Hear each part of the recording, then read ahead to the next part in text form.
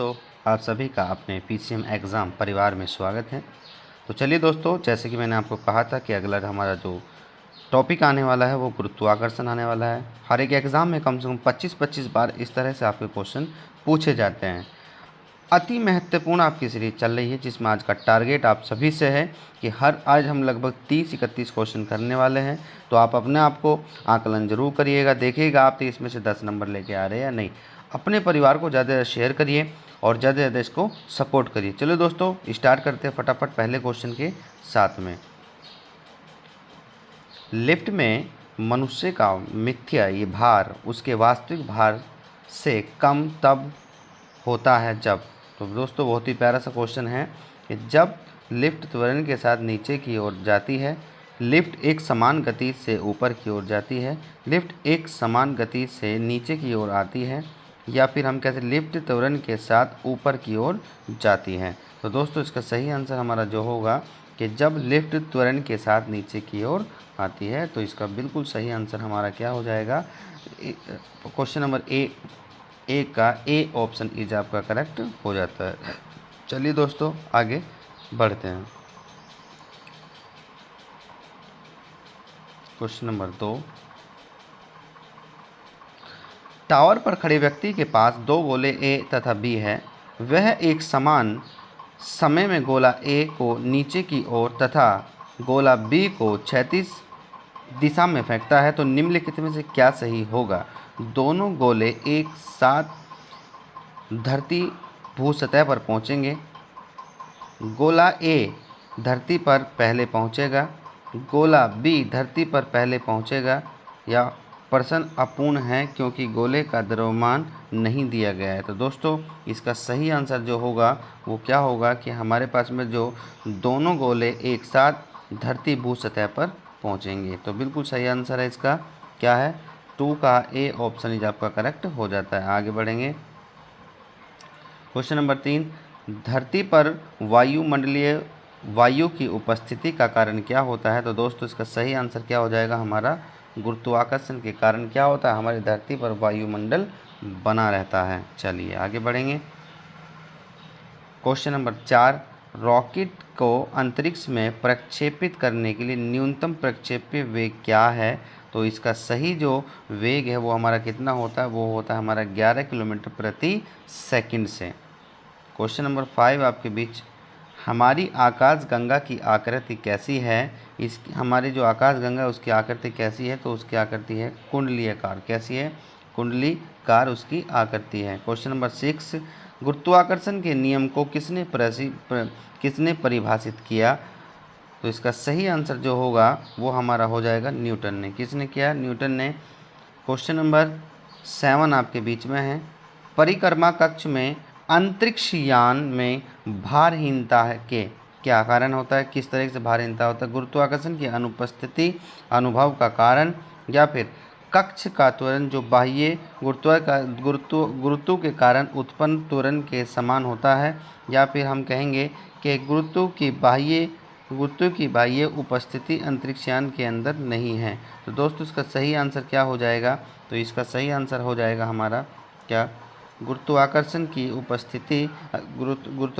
अनुपस्थिति अनुभव का कारण है कि वहाँ पर क्या होता है, जो अंतरिक्षयान होता है, ये चम्मच होते कोई भी बॉडी होती है वो हमेशा क्या होती है? मूवमेंट में रहती है, जिस मूवमेंट में आपका रॉकेट घूमता रहता है। तो क्वेश्चन नंबर 7 का ए ऑप्शन इज आपका करेक्ट। Question number 8। अंतरिक्ष शक्ति द्वारा उपग्रह में चम्मच गिरने पर चम्मच क्या होगी? स्थिर पर गिर जाएगी, सतह पर गिर जाएगी, स्थिर बनी रहेगी, या उपग्रह की गति का अनुसरण करेगी, स्पर्श रेखा दूर जाएगी या स्पर्श रेखा से दूर जाएगी। तो दोस्तों, इसका सही आंसर हमारा क्या होगा? इसका सही आंसर हमारा हो जाएगा कि उपग्रह की गति का अनुसरण करेगी। आगे बढ़ेंगे। Question number 9। गुरुत्वाकर्षण क्षेत्र की तीव्रता पृथ्वी पर कहाँ अधिकतम होगी? दोस्तों, याद रखना कि किसी भी गुरुत्वाकर्षण की अगर हम बात करेंगे सबसे कम कहाँ होता है, तो ये हमारा कहाँ होता है? विषुवत रेखा या भूमध्य रेखा। लेकिन इसकी मैक्सिमम जो क्या होती है, वैल्यू होती है, वो हमेशा किस पर होती है? तो वो हमारी ध्रुव पर होती है। तो क्वेश्चन नंबर 9 का ए ऑप्शन आपका करेक्ट हो जाता है। आगे। पृथ्वी पर पृथ्वी पर वायुमंडलीय वायु द्वारा बनी रहती है। क्वेश्चन फिर से रिपीट हुआ, तो इसका सही आंसर हमारा क्या हो जाएगा? गुरुत्वाकर्षण इज करेक्ट आंसर हो जाएगा। क्वेश्चन नंबर 11, पानी की 2 बाल्टियों को एक साथ प्रत्येक हाथ एक एक उठाना केवल एक हाथ से एक को उठाने की अपेक्षा अधिक सहज या आसान है। इसका कारण क्या है? बाल्टियों के भार का संतुलन या शरीर के अंदर से गुरुत्वाकर्षण केंद्र का गुजरना, गुरुत्व केंद्र का संतुलन केंद्र का पैर के अंदर से गुजरना, बाल्टियों का परिणामी भार शून्य होना। तो दोस्तों इसका सही आंसर हमारा जो हो जाता है वो क्या आंसर हो जाएगा कि शरीर के अंदर से गुरुत्वाकर्षण केंद्र का गुजरने के कारण आप क्या कर सकते हैं? दोनों हाथों में बाल्टी लेकर आसानी से क्या कर सकते हैं? आगे की तरफ बढ़ सकते हैं। आगे, जब हम विषुवत रेखा अथवा भूमध्य रेखा से क्या होगा? उत्तरी ध्रुव की ओर जाते हैं तो त्वरण के कारण जी गुरुत्व का मान क्या होगा? दोस्तों याद रखना, इस कंडीशन में क्या होगा? हमेशा मान कैसा होता है? बढ़ता है। जैसे मैंने आपको बताया कि जैसे उत्तरी ध्रुव की तरफ को आप बढ़ेंगे तो हमेशा जो आपका जी का मान है वो हमेशा क्या होता है? बढ़ना शुरू हो जाता है। आगे बढ़ेंगे। 13, पृथ्वी के किस बिंदु पर हर एक बच्चा अपने नंबर को जरूर आकलन करिएगा और कमेंट्स बॉक्स में ज़रूर बताइएगा कि हमने कितना नंबर ऑब्टेंड किया या हम कितना नंबर 30 में से लगा पा रहे हैं। ये सभी लोग अपने कमेंट्स बॉक्स में ज़रूर बताएंगे। पृथ्वी के किस बिंदु पर किसी वस्तु का भार अधिकतम होगा? दोस्तों इसका सही आंसर जो आपका होता है वो हमारा कहाँ होता है? उत्तरी ध्रुव पर। जैसे बार बार क्वेश्चन को आ रहा है इसी तरीके से क्वेश्चन घुमा घुमा के आपसे पूछता है। तो अगर एक बार एक पैटर्न से हमें पता लगा कि क्वेश्चन यहाँ से आएगा तो उसके आसपास से किस तरीके से पूछा जाएगा, इसी तरीके से मैं आपके बीच में क्वेश्चन लेकर आया। तो क्वेश्चन नंबर 13 का ए ऑप्शन इज आपका करेक्ट हो जाता है। आगे, एक वस्तु का भार केंद्र के सापेक्ष कार्य करता है, तो कैसा कार्य करेगा? दोस्तों इसका सही आंसर जो हो जाएगा वो क्या होगा? ये आप बताएंगे कि एक वस्तु का भार केंद्र के सापेक्ष कार्य करता है। तो बिल्कुल सही बात है। इसका सही आंसर हमारा क्या होगा दोस्तों? वो करता है गुरुत्व के सापेक्ष कार्य करता है। चलिए क्वेश्चन नंबर 15, लिफ्ट में व्यक्ति का आभासी भार उसके वास्तविक भार से कम होगा जब लिफ्ट त्वरण के साथ ऊपर जा रही है, तो भार अधिक दिखेगा भाई, ठीक है। उसके बाद एक समान गति से लिफ्ट नीचे जा रही है, ये मैच नहीं कर रहा है। लिफ्ट एक समान गति से ऊपर जा रही है, त्वरण के साथ क्या हो रहा है? लिफ्ट नीचे आ रही है। तो बिल्कुल सही आंसर हमारा इसका क्या होगा? तो सही आंसर हमारा क्या हो जाएगा? इसका आंसर हो जाएगा त्वरण के साथ लिफ्ट नीचे जा रही हो। तो क्वेश्चन नंबर 15 का डी ऑप्शन इज आपका करेक्ट हो जाता है। आगे, पृथ्वी का अपना वायुमंडल क्यों है? वायु के कारण, बादल के कारण, या गुरुत्वाकर्षण या गुरुत्व के कारण, या पृथ्वी के घूर्णन के कारण। तो इसका सही आंसर जो हो जाएगा वो हमारा क्या होने वाला है? गुरुत्वाकर्षण या गुरुत्व के कारण। क्वेश्चन नंबर 16 का सी ऑप्शन आपका करेक्ट हो जाता है। आगे, निम्नलिखित में गुरुत्व के नहीं होने पर द्रव के लिए क्या नहीं होगा? तो बिल्कुल सही बात है। इसके सही आंसर जो होगा वो हमारा क्या होता? अपरगामी बल। बिल्कुल सही बात है। तो इसके लिए क्या हो जाएगा? अपरगामी बल इज करेक्ट आंसर हो जाता है। क्वेश्चन नंबर 17 का डी ऑप्शन जब का करेक्ट हो जाता है। एक वस्तु का भार महत्तम होता है, महत्तम का मतलब होता है अधिकतम, तो कहाँ पर होता है? फिर से क्वेश्चन लैंग्वेज चेंज करके पूछा और वो हमारा कहाँ होता है? ध्रुव पर। बिल्कुल वस्तु का सबसे ज़्यादा भार होता है। सबसे कम कहाँ होता है? तो वो हमारा भूमध्य रेखा पर होता है। चलिए क्वेश्चन नंबर 19, प्राथमिक रूप से समुद्र में ज्वार भाटा आने का कारण क्या? पृथ्वी का वायुमंडलीय दबाव, पृथ्वी पर सूर्य के गुरुत्वाकर्षण का अभाव, सूर्य के गुरुत्वाकर्षण का पृथ्वी पर अभाव, या चंद्रमा के गुरुत्वाकर्षण का पृथ्वी पर प्रभाव। तो दोस्तों इसका सही आंसर हमारा क्या हो जाएगा? इसका सही आंसर हमारा होगा सूर्य के गुरुत्वाकर्षण का पृथ्वी पर अभाव। चलिए आगे बढ़ेंगे। क्वेश्चन नंबर 20, पृथ्वी के पारित घूर्णन करते हुए अंतरिक्षयान में भारहीनता का अनुभव क्यों होता है? जड़त्व के कारण, या फिर गुरुत्व के कारण, या शून्य गुरुत्व के कारण, या घूर्णीय या कक्षीय गति के कारण। तो इसका सही आंसर हमारा जो हो जाए दोस्तों वो हो जाता है किसके कारण? शून्य गुरुत्व के कारण। 20 का सही ऑप्शन हमारा सी इज करेक्ट हो जाता है। आगे बढ़ेंगे। पृथ्वी की सतह से दूरी r पर गुरुत्वीय त्वरण g के कारण त्वरण का मान क्या होगा? या क्या होगा है या क्या होता है जहाँ पृथ्वी की त्रिज्या r है। तो दोस्तों इसके लिए बहुत ही प्यारा सा हमारे पास में एक फॉर्मूला होता है। फॉर्मूला क्या है तो इसको भी आप नोट डाउन करिएगा। F क्या होता है, proportional to r upon 1/r²। ठीक है, तो यहाँ से आप इसको रखेंगे तो यहाँ से एक मान निकल कर आएगा, और वो मान क्या निकलने वाला है, तो मान हमारा निकल कर आता है क्या, हम पूरी तरह से इसको रखेंगे तो F बराबर G/r। 2 कर दिया तो 2 का स्क्वायर करेंगे तो 4 हो जाएगा, सीधा सीधा लिख रहा हूँ। तो इसका सही आंसर हमारा क्या हो जाएगा, G/4। तो इसका सही आंसर क्या हो जाएगा, इसका बी ऑप्शन इज आपका करेक्ट हो जाता है। क्या होगा इसका, बी ऑप्शन इज आपका करेक्ट हो जाता है, बिल्कुल। तो इसका सही आंसर क्या होगा, G/4। ठीक है, तो इसका G/4 इसका करेक्ट आंसर होगा। फॉर्मूला नोट डाउन करके रखिएगा। इसी तरह से आपको क्वेश्चन छोटे छोटे फॉर्मूले पर क्या करता है, आपसे क्वेश्चन पूछता है। तो 21 का बी ऑप्शन इज आपका करेक्ट हो जाता है। आगे, यदि एक वस्तु 1 सेकंड में मुक्त रूप से एक निश्चित ऊंचाई से गिरते हुए सतह पर पहुंचती है तो उसका वेग सतह पर क्या होगा। तो दोस्तों याद रखना, जी के मान की बात हो रही है, जी का मान क्या होता है, 9.8 मीटर प्रति सेकंड होता है। तो क्वेश्चन नंबर 22 का बी ऑप्शन इज आपका करेक्ट हो जाता है। क्वेश्चन नंबर 23, हर एक बच्चा अपने नंबर को जरूर आकलन करिएगा और कमेंट्स बॉक्स में बताइएगा वो कितने कितने नंबर 30 में से प्राप्त कर रहे हैं, ये ज़रूर बताइएगा, ताकि मैं और अच्छे अच्छे क्वेश्चन आपके लिए लेकर आऊँ। लिफ्ट से एक व्यक्ति जब एक समान त्वरण के साथ नीचे आता है तो उसका आभासी भार क्या होगा। तो दोस्तों मैंने क्वेश्चन हर बार लैंग्वेज चेंज करके पूछ रहा है, इसलिए मैं बार बार इस क्वेश्चन को लेकर आया कि जब व्यक्ति स्थिर या भार से अधिक होगा, या भार 2 गुना, या भार से कम जब व्यक्ति स्थिर है, या भार के समान। तो दोस्तों इसका सही आंसर क्या होगा, बिल्कुल इसका भार से कम जब व्यक्ति स्थिर है। तो याद रखें, नीचे की तरफ जब भी आएंगे तो उसमें भार कम, जब ऊपर की तरफ जाएंगे तो उसमें भार ज़्यादा होता है, और वो हम किस पर डिपेंड करता है, जी के मान पर डिपेंड करता है। आगे,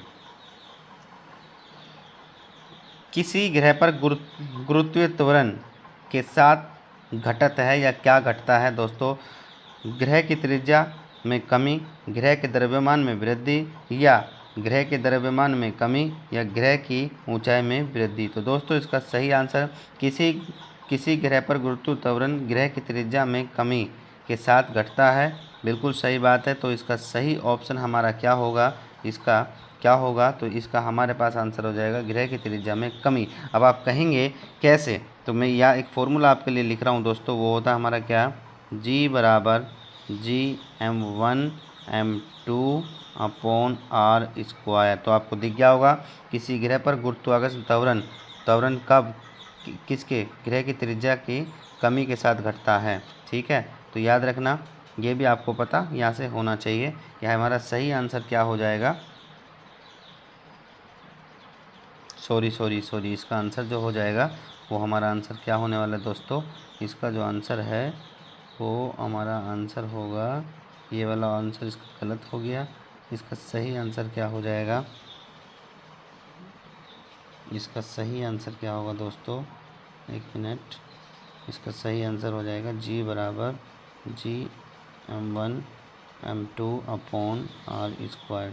तो किसी गुरुत्व त्वरण का मान मास के साथ क्या होता है, ग्रह के द्रव्यमान में वृद्धि के साथ घटता है, या हम कह सकते हैं कि किसी ग्रह पर गुरुत्व त्वरण वस्तु के द्रव्यमान में कमी के साथ घटता है। तो इसका सही ऑप्शन हमारा जो हो जाएगा दोस्तों, वो हमारा सी हो जाएगा। यहाँ से देखिए, ये मास है, और मास अगर क्या होगा, घटेगा, तो जी का मान भी क्या होना शुरू हो जाएगा, घटना शुरू हो जाता है। तो क्वेश्चन नंबर 24 का सी ऑप्शन है आपका करेक्ट। बच्चों सॉरी अगर थोड़ा टाइम लगा तो, लेकिन गलत इन्फॉर्मेशन से अच्छा है कि थोड़ा सा टाइम लग जाए, उसकी सही इन्फॉर्मेशन आपके पास में पहुँच जाए।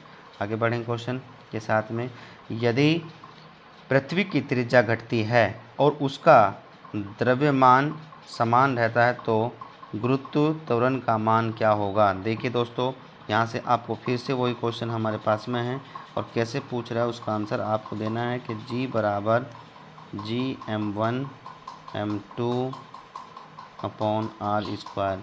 तो कह रहा है यदि पृथ्वी की त्रिज्या घटती है, घटा दी, तो उसके द्रव्यमान समान रहते तो गुरुत्व जी का मान क्या होगा, बढ़ेगा। तो दोस्तों इसका सही आंसर क्या होगा, 25 का बी ऑप्शन ही आपका करेक्ट हो जाता है। आगे बढ़ेंगे, 26 आपके बीच में है। गुरुत्वीय त्वरण जी के सापेक्ष जी क्या कहलाता है। दोस्तों इसका सही आंसर जो होगा वो हमारा क्या होता है, गुरुत्वाकर्षण स्थिरांक हो जाएगा, ग्रेविटेशनल कांस्टेंट इसका मान हो जाता है। 26 का ए ऑप्शन आपका करेक्ट हो जाता है। आगे,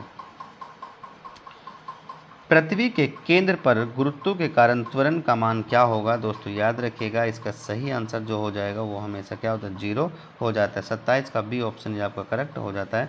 चलिए 28, सर्वप्रथम किसने गुरुत्वाकर्षण स्थिरांक अथवा जी का मान निर्धारित किया था। लॉर्ड कैवेंडिश ने, या आर हियल ने, वायल या पाइटिस। तो इसका सही आंसर जो हो जाएगा दोस्तों वो हमारा क्या होगा, लॉर्ड कैवेंडिश ने इसका क्या कहता है, मान निर्धारित किया था। तो लॉर्ड कैवेंडिश का इसका सही आंसर इस आपका करेक्ट हो जाता है। आगे, गुरुत्वाकर्षण का नियम लागू होता है दो वस्तुओं के मध्य, या पृथ्वी और चंद्रमा पर, सूर्य के पारित ग्रहों पर, या फिर हम कह सकते हैं पृथ्वी और पृथ्वी के वस्तुओं पर। तो दोस्तों बिल्कुल सही इसका आंसर क्या होगा, कोई भी दो वस्तु है, चाहे तो वो चंद्रमा हो, चाहे वो पृथ्वी हो, चाहे वो सूर्य हो, दो वस्तुओं के बीच का मध्य ही क्या कहलाता है, आपको गुरुत्वाकर्षण महान नियम लागू होता है।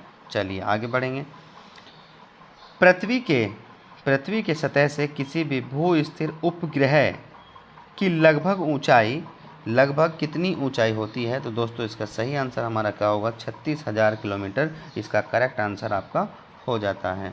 आगे बढ़ेंगे, निम्न में से किस स्थान पर किसी वस्तु का भार अधिकतम होगा। तो दोस्तों इसका सही आंसर क्या होने वाला है, मैंने आपको बार बार बताया है, तो वो हमारा ध्रुव इस करेक्ट आंसर आपका हो जाता है। निम्न में से किस स्थान पर किसी वस्तु का भार अधिकतम होगा, तो वो हमेशा ध्रुव पर होता है। दोस्तों 31 क्वेश्चन थे, साथ में मैंने आपको एडिशनल डेटा दिया। आप सभी बच्चे अपने क्या करेंगे, सभी बच्चे अपने पूरे सीरीज़ को लगाइएगा, अपनी क्लास को ज़्यादा से ज़्यादा शेयर करिएगा, और अपने कमेंट्स बॉक्स में ज़रूर बताइए कि आपने कितने नंबर इसमें ऑब्टेन किए, कितने नंबर प्राप्त किए। तो बच्चों फिर एक धुआंधार क्लास के साथ में अगली बहुत जल्द हम आपसे मिलने वाले हैं। तब तक के लिए बाय बाय, टेक केयर, मिलते हैं बहुत जल्दी, तब तक के लिए हैव अ नाइस डे।